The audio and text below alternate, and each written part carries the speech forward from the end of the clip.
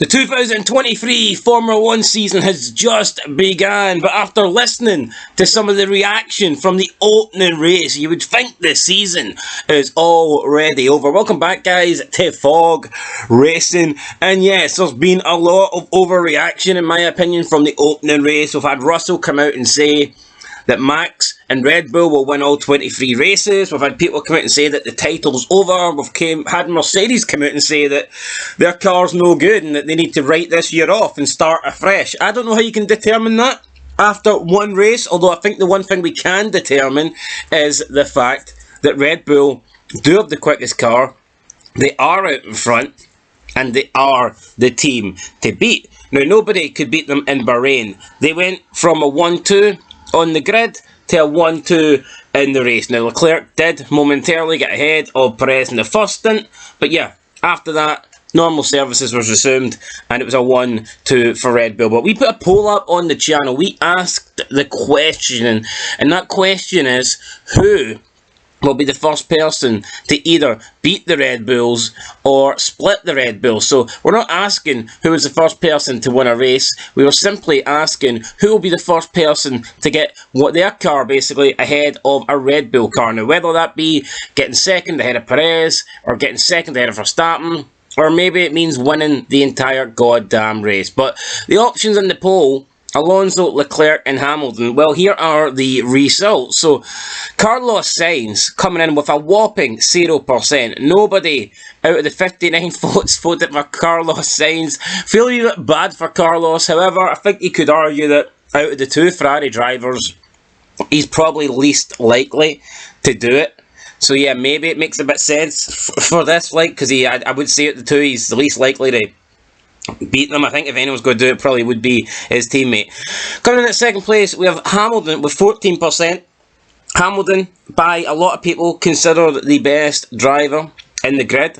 Some people even consider him the greatest of all time. I don't consider him either of those. I do consider him a very good driver though. However, I don't know, that Merc at the moment, it just doesn't look quite as strong as the Aston Martin. It doesn't look quite as strong as the Ferrari. And yeah, Hamilton coming in third place with 14%. I think it's about fair, because I do think the two above him have a better chance of doing it. We have Leclerc at 25%, so a quarter of the votes went for Charles Leclerc. And it was interesting because you're going in to that Bahrain race and coming out of that Bahrain race, a lot of people felt like Leclerc was robbed of a podium because of his car failure. And that, you know, you could argue that's true. However, Alonso would have been in fourth place by that time if Leclerc was still in the race. I think Alonso would have been chasing Leclerc down. Plus, you've got to factor in at the start, you know, Alonso got off to a poor getaway. His teammate hit him. He lost a place or two, and he was held up just due to being further back than he should have been. So, if you factor in that, I mean, if Alonso got off to a good start, let's say, and if Alonso didn't drop behind the Mercs, would Alonso, on pure pace, have got third place? Would he have got third place anyway if Leclerc stayed on the racing track? Now, if you look at the figures, if you look at like the lap times, you can make a good case that Alonso would have caught Leclerc right at the end of the race. Now, would he have overtaken him? We don't know. But based on the lap times, based on the times that Alonso was doing towards the end of the race compared to the times that Sainz was doing, Alonso definitely would have been on the back of Leclerc. So Leclerc coming in second place. And in first place, it's big Fernando Alonso, 61% of the vote. It's great to see Alonso in these situations.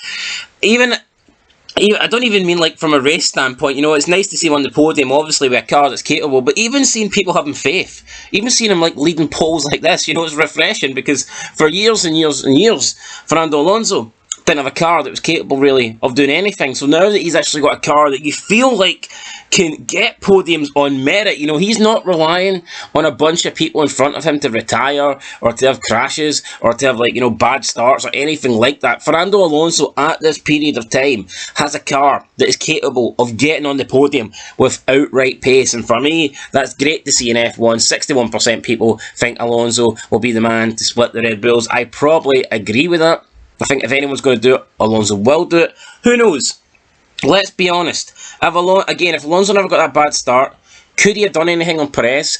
His lap times weren't that much worse than Perez. He didn't finish that far behind Perez in terms of like overall lap pace. I think it was like, for if you take away obviously the bad start, I mean, I think it was like he would have finished about 2 seconds behind Perez. So yeah, no, Alonso, I think, showed in that race that I don't think outright the Aston Martin is as quick to beat the Red Bull, but who knows, maybe if we go to a track dependent circuit, maybe if Alonso can, get a really good qualifying position and get a jump, then who knows, maybe Alonso beating the Red Bulls is a lot closer than you think. But anyway guys, that's it for Fog Racing.